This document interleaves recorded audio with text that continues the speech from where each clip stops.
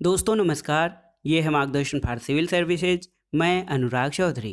दोस्तों, मार्गदर्शन exam time श्रृंखला में आज की वीडियो में प्रस्तुत है राजनीति विज्ञान अथवा नागरिक शास्त्र के महत्वपूर्ण प्रश्नों का भाग 12, जिसमें हम संविधान से संबंधित महत्वपूर्ण टॉपिक जैसे संघ लोक सेवा आयोग, राज्य लोक सेवा आयोग, निर्वाचन आयोग, आपात उपबंध, लोकतांत्रिक विकेंद्रीकरण, भारतीय राजनीति में जातिवाद, क्षेत्रवाद और भाषावाद, नौकरशाही तथा आम्बुड्समैन और भारतीय संविधान के अनुच्छेद, अनुसूची और संविधान संशोधन से संबंधित प्रश्नों को कवर करेंगे। दोस्तों, ये वीडियो विशेष रूप से टीजीटी, पीजीटी, जीआईसी प्रवक्ता, गवर्नमेंट डिग्री कॉलेज, उच्चतर शिक्षा असिस्टेंट प्रोफेसर, एलटी ग्रेड और नेट जेआरएफ राजनीति विज्ञान के साथ साथ सामान्य अध्ययन के लिए भी बहुत ही उपयोगी तथा महत्वपूर्ण है। तो आइए शुरू करते हैं आज का वीडियो। मार्गदर्शन एग्जाम टाइम श्रृंखला राजनीति विज्ञान अथवा नागरिक शास्त्र के महत्वपूर्ण प्रश्नों का भाग 12। सबसे पहले हम संघ और राज्यों के अधीन सेवाओं से संबंधित प्रश्नों को कवर करेंगे।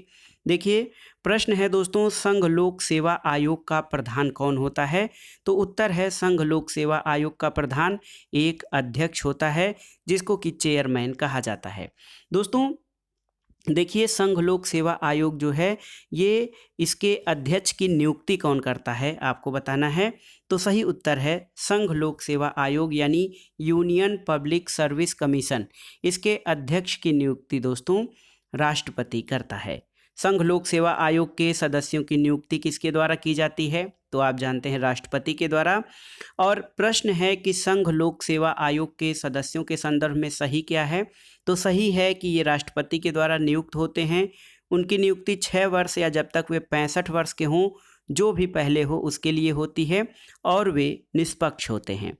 अगला प्रश्न है, भारतीय संघ लोक सेवा आयोग में अध्यक्ष सहित कितने सदस्य होते हैं? तो सही उत्तर है दोस्तों 11 सदस्य। तो याद रखिएगा, भारतीय जो है संघ लोक सेवा आयोग में अध्यक्ष सहित कुल सदस्य 11 हैं। आइए देखते हैं अगला प्रश्न। दोस्तों अगला प्रश्न है कि भारत में जो संघ लोक सेवा आयोग होते हैं उनके सदस्य कब तक अपने पद पर बने रह सकते हैं? तो सही उत्तर है 6 वर्ष या 65 वर्ष की, अधिकतम 65 वर्ष की आयु तक संघ लोक सेवा आयोग के सदस्य अपने पद पर बने रह सकते हैं। दोस्तों एक प्रश्न है आपके लिए कि वर्तमान में यूपीएससी के चेयरमैन यानी संघ लोक सेवा आयोग के अध्यक्ष कौन हैं? अगला प्रश्न है, भारत में संघ लोक सेवा आयोग और विश्वविद्यालय अनुदान आयोग यानी यूनिवर्सिटी ग्रांट कमीशन, एक तो संघ लोक सेवा आयोग यानी यूपीएससी और दूसरा विश्वविद्यालय अनुदान आयोग का गठन किस प्रकार से हुआ है? तो दोस्तों संघ लोक सेवा आयोग एक संवैधानिक संस्था है। इसका निर्माण संविधान में जो है उल्लिखित है, और विश्वविद्यालय अनुदान आयोग का जो निर्माण हुआ है वो अधिनियम के द्वारा हुआ है। अगला प्रश्न है, भारत में संघ लोक सेवा आयोग द्वारा वार्षिक प्रतिवेदन किसके समक्ष प्रस्तुत किया जाता है? तो उत्तर है राष्ट्रपति के समक्ष। भारत में लोक सेवाओं में भर्ती के लिए प्रारंभिक परीक्षा पद्धति या प्रिलिमिनरी एग्जाम को सर्वप्रथम किसने अनुशंसा की थी? तो सही उत्तर है कोठारी प्रतिवेदन, जो कि DS कोठारी की अध्यक्षता में गठित हुई थी। अगला प्रश्न है, किसकी नियुक्ति भारत के राष्ट्रपति द्वारा की जाती है? तो राजदूत, प्रधानमंत्री और महान्यायवादी, इन सभी की नियुक्ति भारत के राष्ट्रपति द्वारा की जाती है। राजदूतों की नियुक्ति कौन करता है? तो दोस्तों राजदूतों की नियुक्ति राष्ट्रपति करते हैं। अगला प्रश्न है, संविधान का अनुच्छेद जो यूपीएससी के सदस्यों को हटाने के बारे में विवरण देता है, तो ये है अनुच्छेद 317। अगला प्रश्न है दोस्तों, एक नई अखिल भारतीय सेवा गठित की जा सकती है किसके द्वारा? तो संविधान के अनुच्छेद 312 के अंतर्गत एक प्रस्ताव के द्वारा एक नई ऑल इंडिया सर्विसेज की स्थापना की जा सकती है।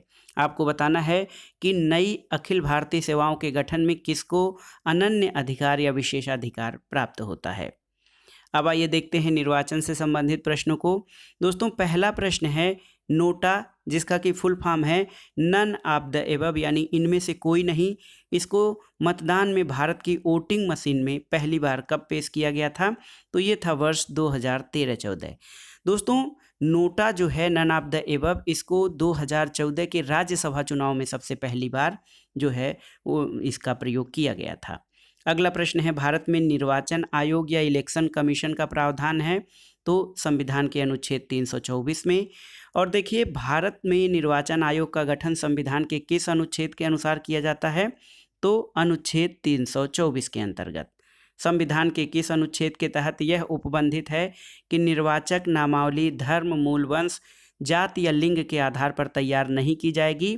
दोस्तों, ये है अनुच्छेद 325।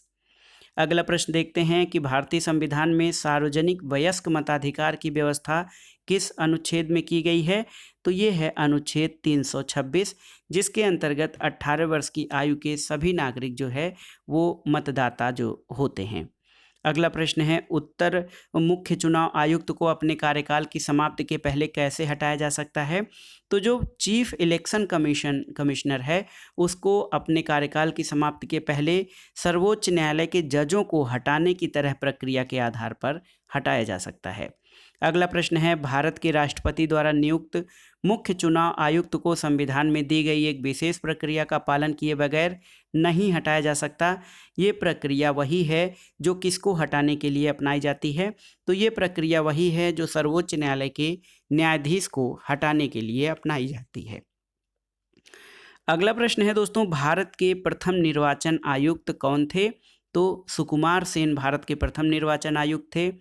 किस चुनाव में चुनाव आयोग की कोई भूमिका नहीं है? दोस्तों, लोकसभा अध्यक्ष, इस चुनाव में चुनाव आयोग की कोई भूमिका नहीं है, क्योंकि लोकसभा अध्यक्ष का या स्पीकर का चुनाव लोकसभा के सदस्यों द्वारा अपने बीच से किया जाता है और इसमें निर्वाचन आयोग की कोई भूमिका नहीं होती है।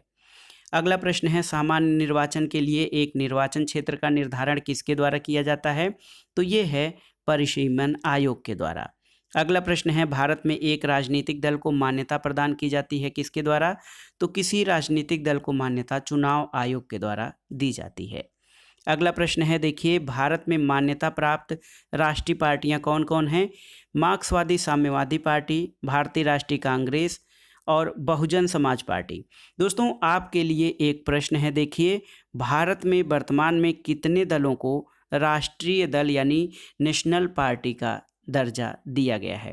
दोस्तों, आपकी जानकारी के लिए बता दें, जैसे Trinamool Congress, Bahujan Samaj party, Bharatiya Janata party, communist party of India, राष्ट्रीय जनतांत्रिक कांग्रेस या दोस्तों इंडियन नेशनल कांग्रेस, ये सभी राष्ट्रवादी पार्टियां हैं। आपको बताना है कि कितने मान्यता प्राप्त राष्ट्रीय दल हैं। भारत में निर्वाचन परिणाम की घोषणा के कितने दिन के बाद उम्मीदवार को अपना निर्वाचन व्यय संबंधित अधिकारी को सौंप देना चाहिए? तो ये समय सीमा 30 दिन है। एक प्रश्न देखिए बहुत ही महत्वपूर्ण है, बार बार पूछता है, वोट देने का अधिकार किस प्रकार का अधिकार है? तो ये एक विधिक अधिकार है। वोट देने का या मत देने का अधिकार एक विधिक अधिकार है। अगला प्रश्न है दोस्तों, राष्ट्रीय मतदाता दिवस किस तिथि को मनाया जाता है? तो 25 जनवरी को हर वर्ष मनाया जाता है, क्योंकि दोस्तों 25 जनवरी को ही निर्वाचन आयोग की स्थापना की गई थी। अगला प्रश्न है दोस्तों, देखिए, 25 जनवरी को राष्ट्रीय मतदाता दिवस क्यों मनाया जाता है, आपको बताना है। तो यहाँ पर जो डिफिनेशन है या इसका व्याख्या है कि 25 जनवरी को मतदाता दिवस क्यों मनाया जाता है, आप इसका उत्तर बताइएगा कमेंट बॉक्स में। अगला प्रश्न है, मतदाताओं को पहचान पत्र या आई कार्ड जो है देने का प्रावधान कहाँ से किया गया? तो ये जन प्रतिनिधित्व अधिनियम 1958 में इसका प्रावधान किया गया था। और राज्य निर्वाचन आयुक्त अपदस्थ किया जा सकता है कैसे?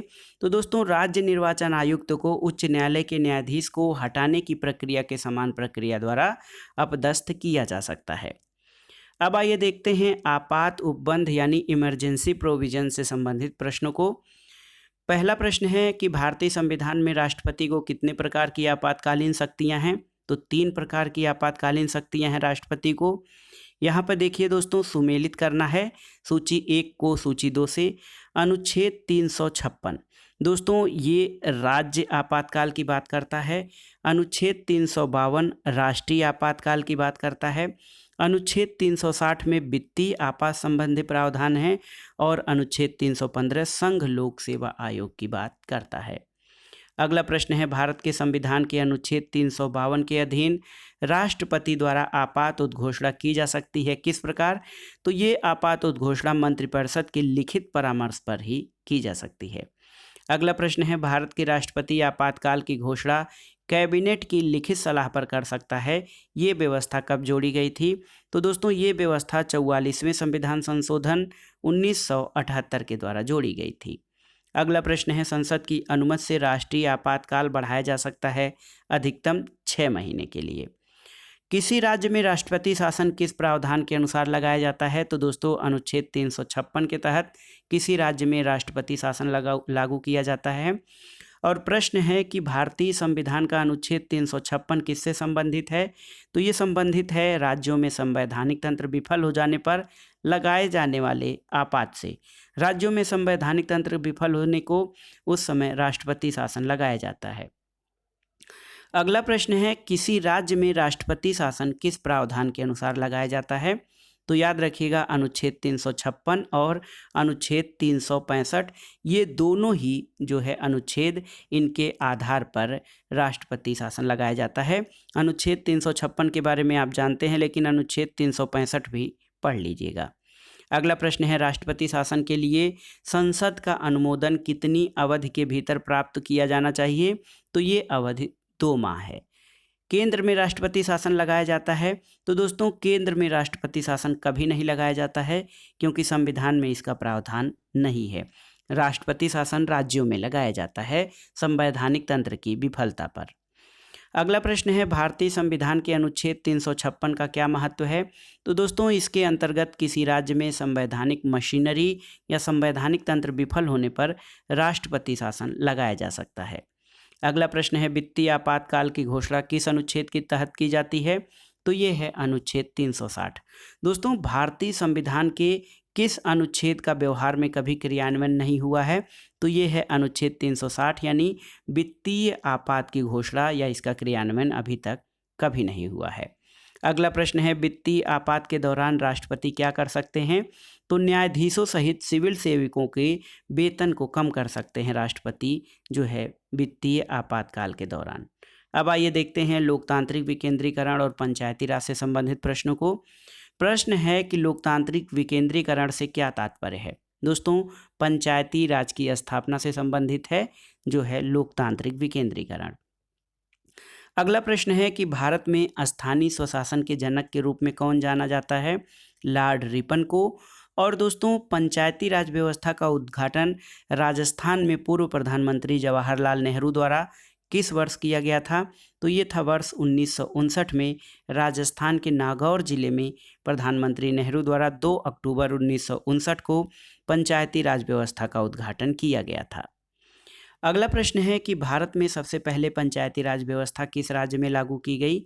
राजस्थान में। और देखिए त्रिस्तरीय पंचायती राज व्यवस्था का सर्वप्रथम उद्घाटन 1959 में कहाँ किया गया था? तो ये किया गया था राजस्थान में। अगला प्रश्न है दोस्तों, स्थानीय स्वशासन किस शासन व्यवस्था का आधार है? तो ये लोकतांत्रिक शासन व्यवस्था का आधार है स्थानीय स्वशासन। अगला प्रश्न है दोस्तों, भारतीय संविधान में 73वें और 74वें संविधान संशोधन अधिनियमों ने किसको शामिल किया? तो भाग 9 और 9 को शामिल किया। 73वें संविधान संशोधन से भाग 9 और 74वें संविधान संशोधन से 9A या 9 को शामिल किया गया। अगला प्रश्न है, किस संवैधानिक संशोधन के द्वारा भारत में पंचायती राज व्यवस्था को लागू किया गया है? तो ये था 73वां संविधान संशोधन। दोस्तों संविधान का कौन सा संशोधन ग्राम पंचायतों को संवैधानिक मान्यता देता है? तो ये है 73वां संविधान संशोधन। संविधान के किस संशोधन के द्वारा भारत में महिलाओं के लिए ग्राम पंचायतों में 1/3 स्थान आरक्षित किए गए हैं?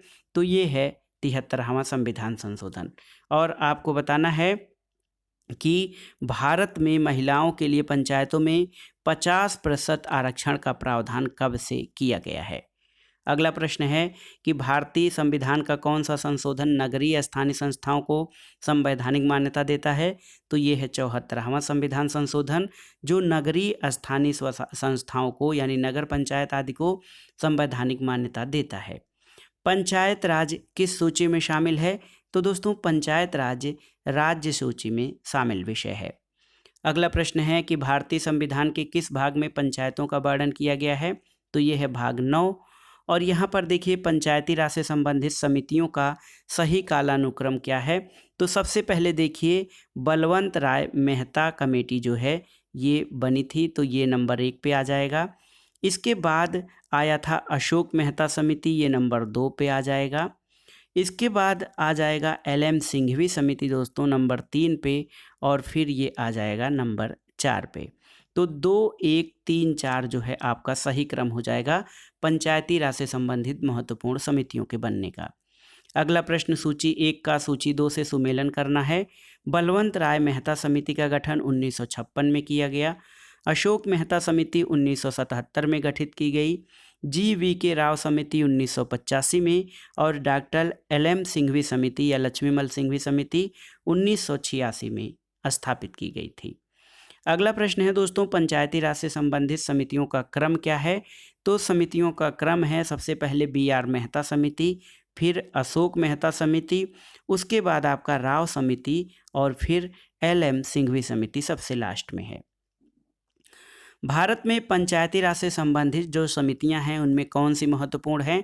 तो दोस्तों पंचायती राज से संबंधित समितियों में शादिक अली समिति, LM सिंघवी समिति, PK थुंगन समिति, लक्ष्मीमल सिंघवी समिति, BR मेहता समिति, और दोस्तों BR मेहता यानी बलवंत राय मेहता समिति और अशोक मेहता समिति, ये पंचायती राज से संबंधित समितियां हैं। अगला प्रश्न है किस अध्ययन समिति द्वारा पंचायती राज को संवैधानिक दर्जा देने की सिफारिश की गई। तो ये था LM सिंघवी समिति। बलवंत राय मेहता समिति ने प्रजातांत्रिक विकेंद्रीकरण स्कीम कब प्रस्तुत की थी। तो 1957 में। और भारत में पंचायती राज व्यवस्था को द्विस्तरीय बनाने का सुझाव किसने दिया था। अशोक मेहता समिति ने। अगला प्रश्न है दोस्तों पंचायती राज की स्थानीय स्वशासन की 3 स्तरीय पंचायत संरचना का संघटक क्या है। तो 3 स्तरीय पंचायत संरचना में ग्राम, जिला और क्षेत्र स्तर शामिल हैं। अगला प्रश्न है स्थानीय स्वशासन सरकार के कार्य क्या हैं। तो दोस्तों स्वास्थ्य और स्वच्छता, ग्रामीण आवास और पेयजल प्रदान करना ये स्थानीय स्वशासन सरकारों के काम हैं। ग्राम पंचायतें अपने कार्यों के लिए किसके प्रति उत्तरदायी होती हैं। तो ग्राम सभा के प्रति। और दोस्तों सामान्यतः ग्राम सभा उत्तरदायी होती है किसके लिए। ग्राम की सड़कों और तालाबों के निर्माण, स्वच्छता, प्रसूति और बाल कल्याण तथा कृषि उत्पादन के लिए। अगला प्रश्न है नगर निगम की स्थापना की जाती है कैसे। तो दोस्तों राज्य विधानमंडल के अधिनियम द्वारा किसी नगर निगम की स्थापना की जाती है। भारत में पहला नगर निगम कहाँ स्थापित किया गया था। तो मद्रास में भारत में पहला नगर निगम स्थापित किया गया था। अगला प्रश्न बहुत ही महत्वपूर्ण है, नगर निगम का औपचारिक प्रमुख कौन होता है। तो उत्तर है चुना हुआ मेयर जो है ये नगर निगम का औपचारिक प्रमुख होता है। अगला प्रश्न है दोस्तों स्थानीय प्रशासन को प्राप्त शक्तियां क्या हैं। तो स्थानीय प्रशासन को जो शक्तियां प्राप्त हैं वो संविधान के द्वारा प्रदत्त हैं। अगला प्रश्न है 74वें संविधान संशोधन के अनुसार छोटे नगरीय क्षेत्रों के लिए नगर पालिका का गठन होगा जिसकी आबादी कितनी हो। तो जिसकी आबादी 20,000 और 3 लाख के बीच हो उसके लिए नगर पालिका का गठन होगा। अगला प्रश्न है किस पर कर लगाने के लिए नगर निगम को अधिकार है। तो संपत्ति, वाहन और मनोरंजन पर कर लगाने के लिए नगर निगमों को अधिकार होता है। अगला प्रश्न है दोस्तों मुख्य लेखाधिकारी किसके आय व्यय की जांच करते हैं। तो चीफ अकाउंट ऑफिसर जो होते हैं ये राज्य सरकार, केंद्रीय सरकार और सरकारी उद्योगों के आय व्यय की जांच करते हैं। प्रश्न है कि राज्य सरकार और स्थानीय सरकारों के मध्य राजस्व विभाजन के लिए कौन उत्तरदायी है। तो ये है राज्य वित्त आयोग। और कौन निकाय निगम की शक्ति को व्यवहार में लाने में असमर्थ है। ये है आम परिषद, नगर पालिका आयुक्त और अस्थायी समिति। पंचायत समिति के सदस्यों को दोस्तों पंचायत समिति के जो सदस्य होते हैं इनको जनता प्रत्यक्ष रूप से निर्वाचित करती है। अगला प्रश्न है पंचायती राज संस्थाओं के चुनाव और मतदाता सूचियों की तैयारी करने का कार्य कौन करता है। तो ये स्टेट इलेक्शन कमीशन यानी राज्य चुनाव आयोग पंचायती राज संस्थाओं के चुनाव और मतदाता सूचियों की तैयारी कराने का कार्य करता है। अगला प्रश्न है पंचायत के चुनाव कराने के लिए निर्णय किसके द्वारा लिया जाता है। राज्य सरकार के द्वारा। और अगला प्रश्न है कि किस कार्य को पंचायत समिति संपादित करती है। दोस्तों, पंचायत समितियां निरीक्षणात्मक कार्य, सामुदायिक विकास कार्य और प्रदत्त कार्यों को संपादित करती हैं। अगला प्रश्न है, निर्वाचन के बाद सरपंच के विरुद्ध अविश्वास प्रस्ताव प्रस्तुत किया जा सकता है तो 2 वर्ष के बाद। याद रखिएगा, जो है निर्वाचन के बाद सरपंच के विरुद्ध अविश्वास प्रस्ताव 2 वर्ष के बाद प्रस्तुत किया जा सकता है। अगला प्रश्न है, न्याय पंचायत क्या कार्य करती है। दोस्तों, न्याय पंचायत कुछ राज्यों में और कुछ संघ राज्य क्षेत्रों में काम करती है। अगला प्रश्न है, नीचे से योजना बनाने का हिस्सा क्या है। तो तृणमूल लोकतंत्र या ग्रास रूट डेमोक्रेसी जिसको कहा जाता है, ये नीचे से योजना बनाने को कहते हैं। अब आइए देखते हैं भारत में जातिवाद, क्षेत्रवाद और भाषावाद से संबंधित महत्वपूर्ण प्रश्नों को। देखिए, जाति प्रथा का तत्व क्या है। तो दोस्तों, जाति प्रथा चेतना बोध के द्वारा उत्पन्न होती है। जाति संहार क्या है। तो किसी जाति विशेष के लोगों की सामूहिक हत्या को जाति संहार कहा जाता है। अगला प्रश्न है कि जिसे राजनीति में जातिवाद कहा जाता है वो जातियों के राजनीतिकरण से अतिरिक्त या उससे अधिक कुछ नहीं है। तो ये है दोस्तों रजनी कोठारी का गठन। मंडल आयोग का गठन कब किया गया था। तो 1979 में। मंडल आयोग का संबंध किससे है। ये पिछड़ी जातियों से संबंधित है या पिछड़ी जातियों की रिजर्वेशन से संबंधित है मंडल आयोग। अगला प्रश्न है, भारत में क्षेत्रवाद के उदय का प्रमुख कारण क्या है। तो भाषा के आधार पर राज्यों के गठन का निर्माण, ये भारत में क्षेत्रवाद के उदय का प्रमुख कारण है। अगला प्रश्न है, सांप्रदायिक प्रतिनिधित्व का अर्थ होता है धार्मिक आधार पर प्रतिनिधित्व, ये सांप्रदायिक प्रतिनिधित्व का अर्थ है। अब आइए देखते हैं नौकरशाही, ऑम्बुड्समैन, लोकपाल और लोकायुक्त से संबंधित प्रश्नों को। दोस्तों, भारत में प्रशासनिक सुधार आयोग का गठन कब किया गया था। 1966 में। प्रथम प्रशासनिक सुधार आयोग के अध्यक्ष कौन थे, आपको बताना है। प्रथम प्रशासनिक सुधार आयोग का अध्यक्ष कौन था। अगला प्रश्न है, ओम्बुड्समैन जिसको जनहित रक्षक कहा जाता है, इस संस्था की सर्वप्रथम कहाँ स्थापना की गई थी। तो स्वीडन में। दोस्तों, ओम्बुड्समैन का प्रस्तावित भारतीय प्रारूप क्या है। तो इसको लोकपाल और लोकायुक्त कहा जाता है, जो कि स्कैंडिनेवियन देशों में ओम्बुड्समैन के नाम से जाना जाता है। अगला प्रश्न है दोस्तों, भारत में संथानम और बोहरा समितियों ने किन विषयों पर प्रतिवेदन दिया। तो उत्तर है भ्रष्टाचार और अपराधीकरण पर संथानम और बोहरा समितियों का गठन हुआ था। अगला प्रश्न है, भारत में लोकपाल और लोकायुक्त के पदों की स्थापना की सिफारिश किसके द्वारा की गई थी। तो प्रथम प्रशासनिक सुधार आयोग के द्वारा। अगला प्रश्न है दोस्तों, न्यायपालिका प्रशासन की निरंकुशता पर कैसे अंकुश लगा सकती है। तो लोकपाल के माध्यम से। और भारत में लोकपाल की नियुक्ति के लिए सर्वप्रथम विधेयक कब पेश किया गया था। तो ये 1968 में पहली बार पेश किया गया था। लोकपाल विधेयक संसद में पहली बार कब प्रस्तुत किया गया। तो 1968 में। और लोकपाल विधेयक अपने देश में कब पारित हुआ। तो सन 2013 में। अगला प्रश्न है, कौन सी संस्था लोक शिकायतों से संबंधित है। तो दोस्तों, लोकायुक्त उच्चतम न्यायालय और उच्च न्यायालय की शिकायतों से संबंधित है। जो है ये लोक शिकायतों से संबंधित है लोकायुक्त, उच्चतम न्यायालय और उच्च न्यायालय। अगला प्रश्न है दोस्तों, राज्यों में लोकायुक्त पद की स्थापना सर्वप्रथम 1971 में कहाँ की गई थी। तो महाराष्ट्र में। और लोकायुक्त अपना प्रतिवेदन किसके समक्ष प्रस्तुत करते हैं। तो सही उत्तर है राज्यपाल के समक्ष। अब आइए संविधान के महत्वपूर्ण विविध प्रश्नों को देखते हैं। एक अंतर्राज्यीय परिषद की स्थापना की जा सकती है किसके द्वारा। दोस्तों, अंतर्राज्यीय परिषद राष्ट्रपति द्वारा स्थापित किया जा सकता है। और आपको बताना है कि अंतर्राज्यीय परिषद के गठन का प्रावधान भारतीय संविधान के किस अनुच्छेद में किया गया है। अगला प्रश्न है, भारत में अंतर्राज्यीय परिषद की स्थापना कब हुई। तो वर्ष 1990 में। और राष्ट्रीय मानव अधिकार आयोग की स्थापना कब हुई। 1993 में। एक संविधानेतर संस्था कौन है। तो दोस्तों, नीति आयोग जिसको कि नेशनल या राष्ट्रीय भारत परिवर्तन संस्थान, national institute for transforming India, ये आयोग एक संविधानेतर संस्था है। दोस्तों, योजना आयोग के विषय में सही क्या है। तो योजना आयोग को सरकार के एक आदेश से बनाया गया था। ये सन 1950 में बना था और प्रधानमंत्री इसका अध्यक्ष होता था। लेकिन 1950 में ये संस्था 1915 में समाप्त कर दी गई। अगला प्रश्न है कि भारत की प्रथम पंचवर्षीय योजना का कार्यकाल क्या था? 1951 से 1956।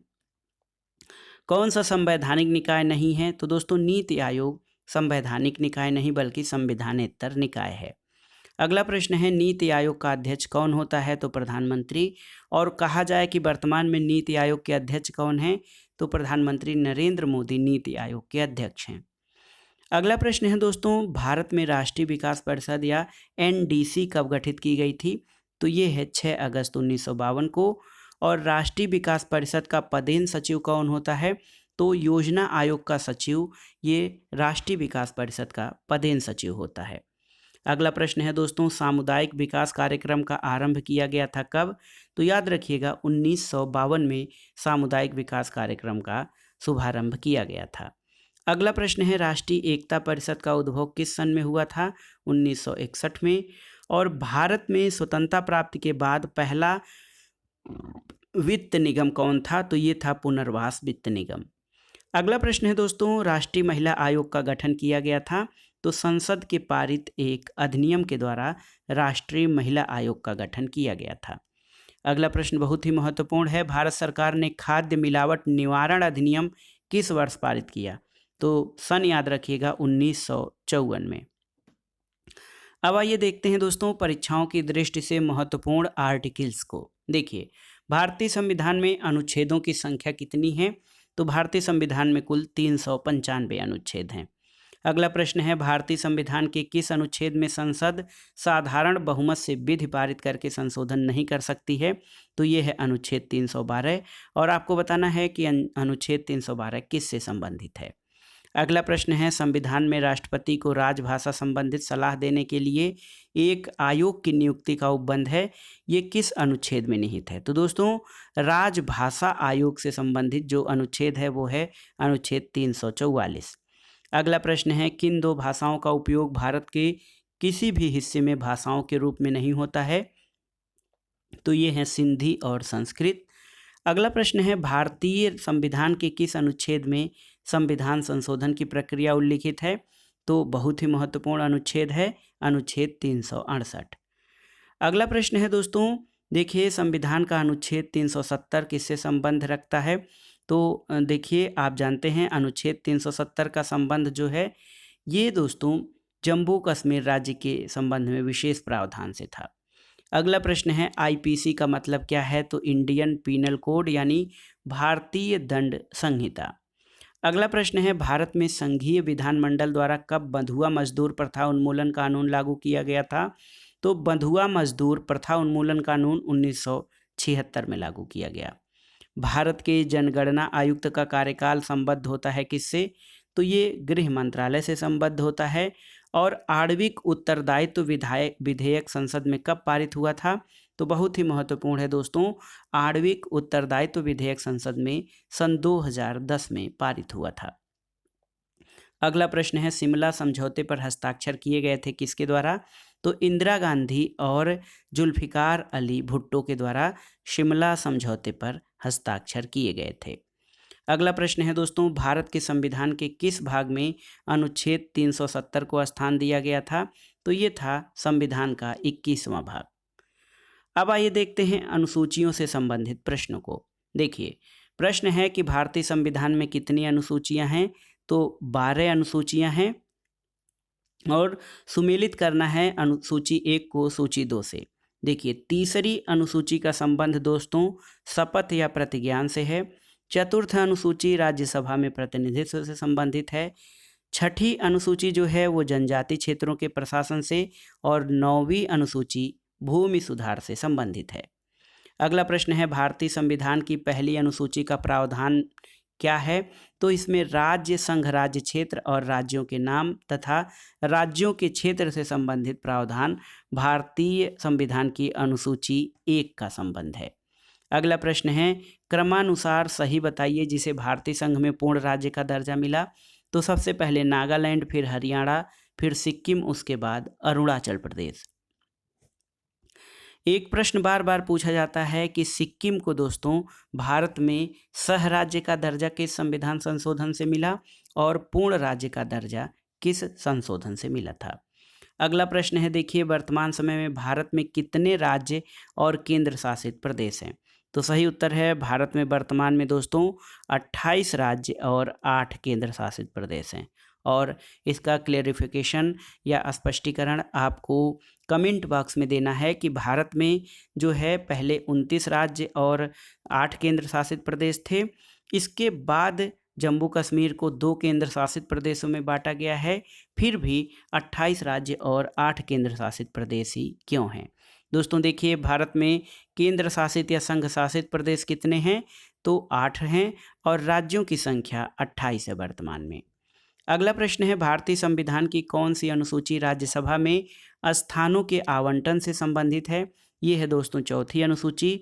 और संविधान की किस अनुसूची में केंद्र और राज्य के मध्य शक्तियों का विभाजन दिया गया है, तो बहुत ही महत्वपूर्ण है 7वीं अनुसूची। भारत का संविधान किसको अवशिष्ट शक्तियां देता है, तो भारतीय संविधान केंद्र को अवशिष्ट शक्तियां प्रदान करता है।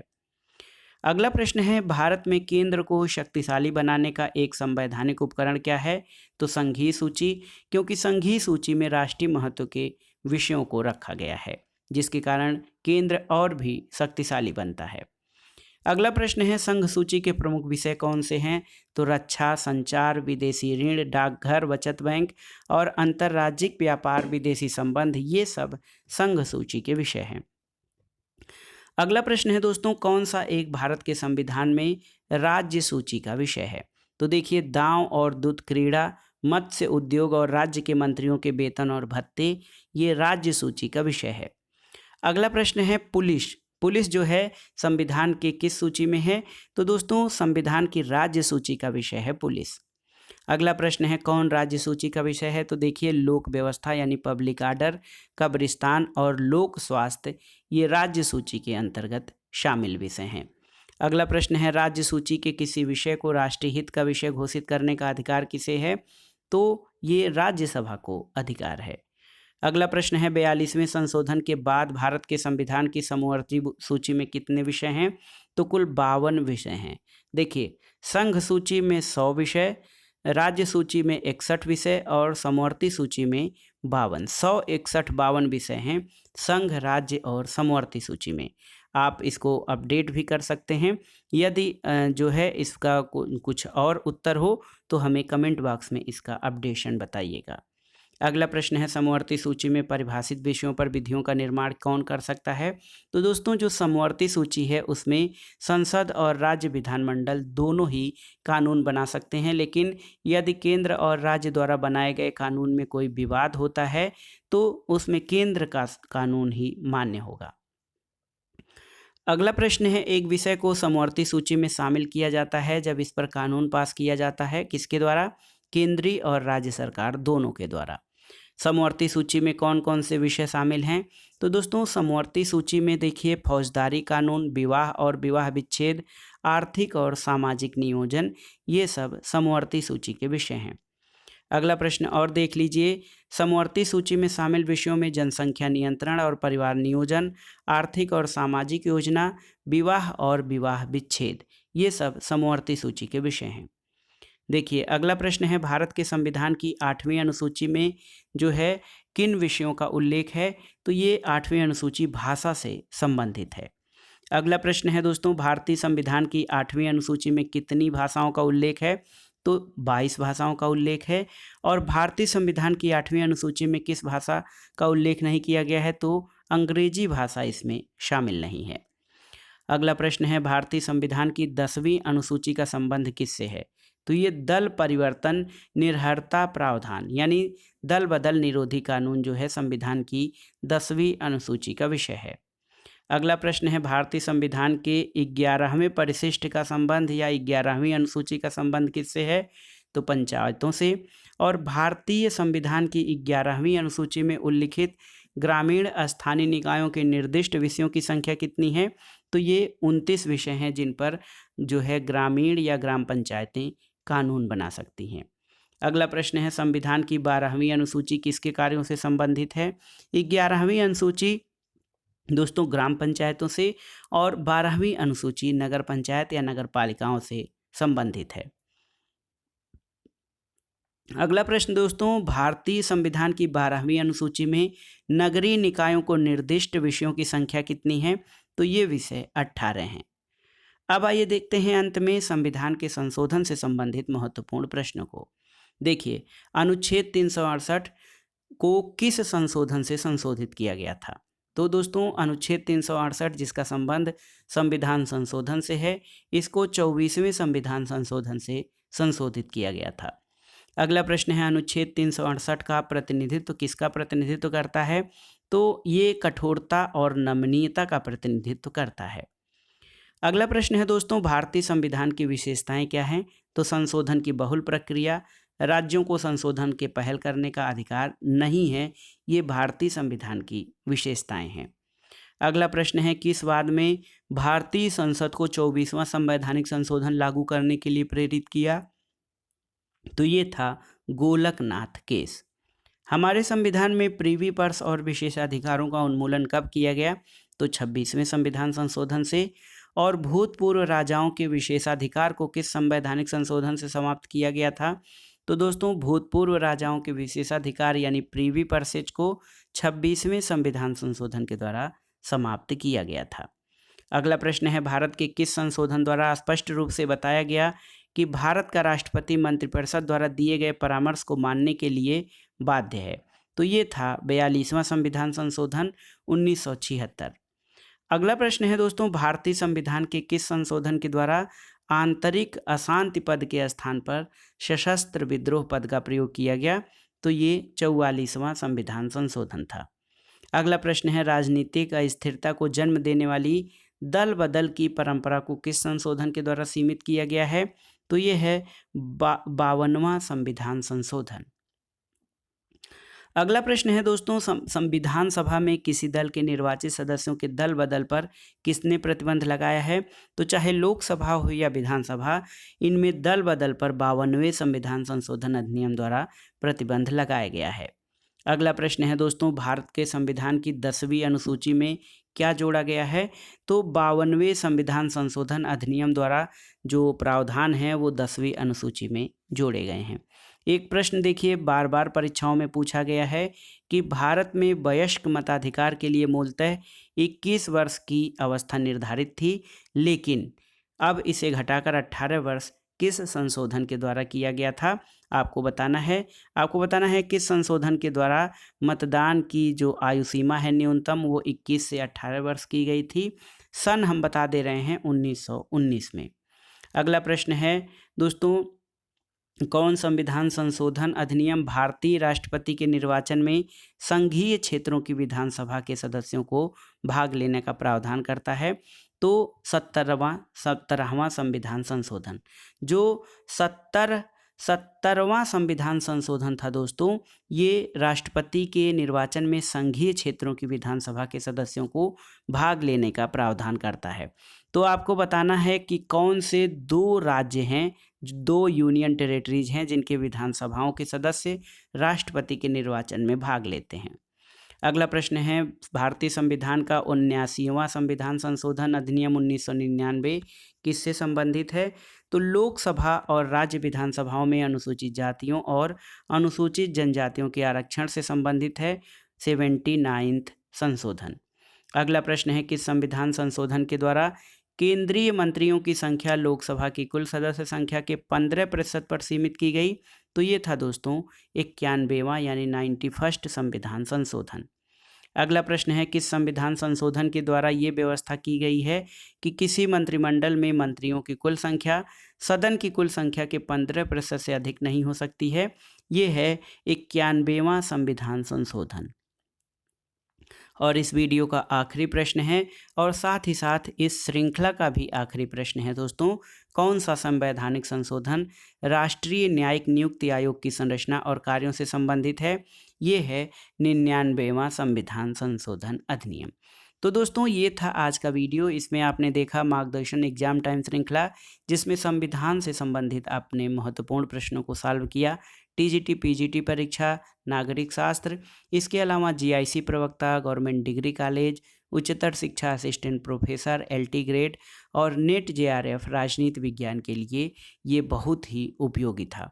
दोस्तों, इसमें हमने मार्गदर्शन एग्जाम टाइम श्रृंखला में 1 से लेकर 12 तक के 12 भागों में संपूर्ण राजनीति विज्ञान और भारतीय राज्य व्यवस्था को कवर करने का प्रयास किया है और इसमें हमने उन महत्वपूर्ण प्रश्नों को शामिल किया है जो परीक्षाओं में पूछे गए हैं और आगामी परीक्षाओं में इनके पूछे जाने की संभावना है। तो आप इन प्रश्नों को तैयार कर लीजिएगा और जो भी प्रश्न में किसी तरह की संशय या दुविधा हो उसे कमेंट बॉक्स में ज़रूर लिखिएगा, अथवा किसी प्रश्न का उत्तर आपको न आ रहा हो तो कमेंट बॉक्स में लिखिएगा। जैसे ही हमें समय मिलेगा हम उसका उत्तर देने का प्रयास करेंगे। वीडियो को लाइक करें, शेयर करें और इस चैनल मार्गदर्शन फॉर सिविल सर्विसेज को सब्सक्राइब करें। दोस्तों, वीडियो देखने के लिए धन्यवाद। नमस्कार।